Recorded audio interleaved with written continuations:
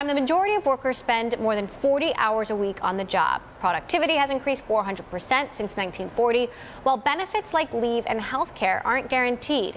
And in the tech industry, there is a rising split in the workforce. Competitive pay with great benefits for salaried workers, while warehouse and hourly employees can be left with little to no incentives.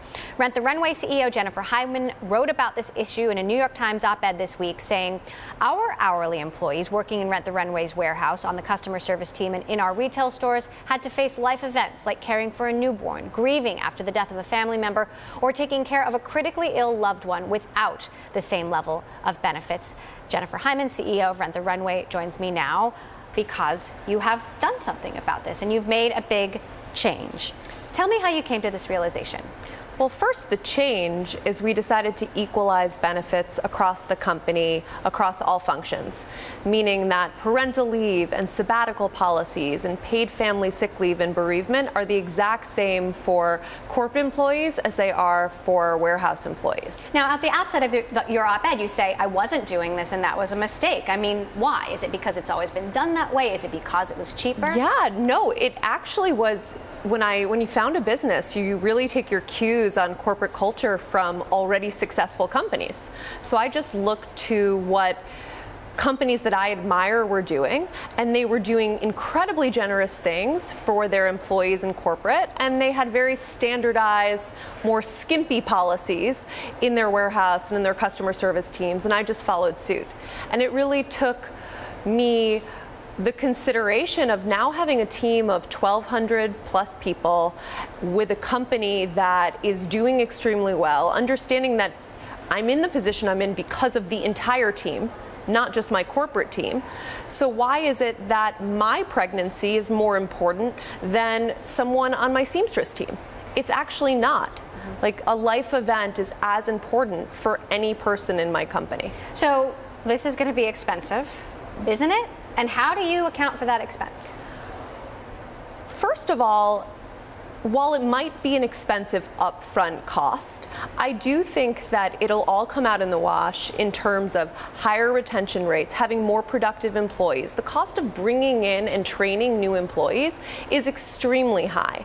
And then the loyalty that all employees will have to Rent the Runway. What was remarkable about these changes is we didn't change that much as it related to corporate employees because our benefits were already really generous for that population. So we just equalized the benefits, and the people that had the most positive reaction to it was our corporate employees, because people want to work at companies that exemplify their values. 70% of millennials, which is the majority of the labor force right now, say they won't work at a company unless it exemplifies a value set that they have. And I think this value set around treating everyone with respect and equally is something that's extremely important to the younger generation. So let's talk about some other companies with these sort of two-tiered workforces, like Amazon or like Starbucks. How does what you're doing compare to them? Well, it's very different from them. So as an example, we have a policy that is 4 weeks of bereavement leave. And now that 4 weeks of bereavement leave is for anyone on the team that is grieving for a family member. And that is a really generous benefit that Sheryl Sandberg put in place at Facebook, and lots of other companies followed suit after she did that, but they did that for their corporate teams. Why is it that a death in the family is more important for someone who works in corporate? It's just not. And, the thing that was really important to me was thinking through the opportunities to arrive in a corporate job. What has given me the privilege of being able to be a founder and be a CEO? So yes, I've worked hard, but I also grew up on the right block with the right parents. And a lot of people who work on my operations team, in my customer service team, didn't have the same educational opportunities. They certainly didn't have the same career opportunities, and they worked just as hard as I have. So what's the call to action here? What should companies like Amazon, like Starbucks, what should they be doing? I think that if someone works for your company, whether they are salaried or they're hourly, they should be treated equally. And you should do whatever is financially viable within your company and stage. So I'm not making a claim that Rent the Runway's benefits are the most generous out there, because we're still growing. We're not a company of the size of Amazon. But I am making the promise that everyone's equal, and that as Rent the Runway continues to grow, I'll continue to deliver more and more value to my employees.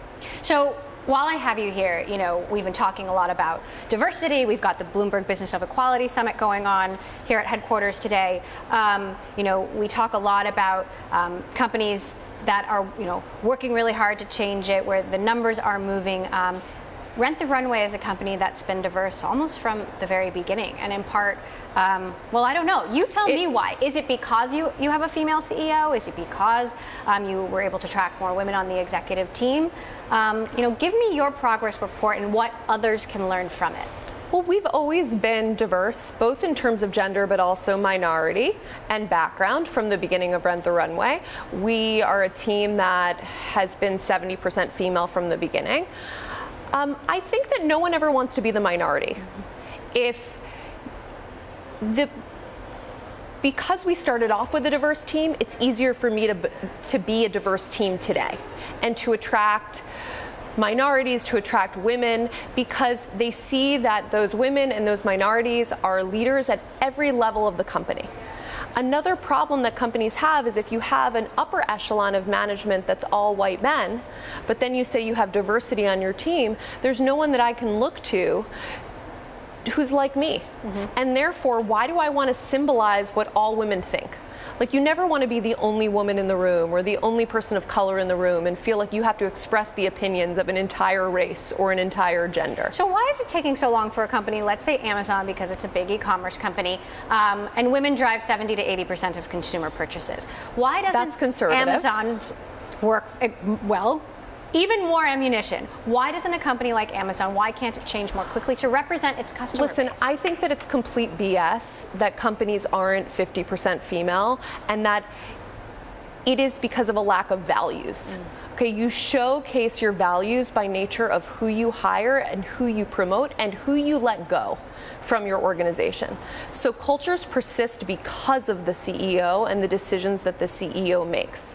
And it's often more important who you choose to promote and let go from your organization than who you choose to initially hire.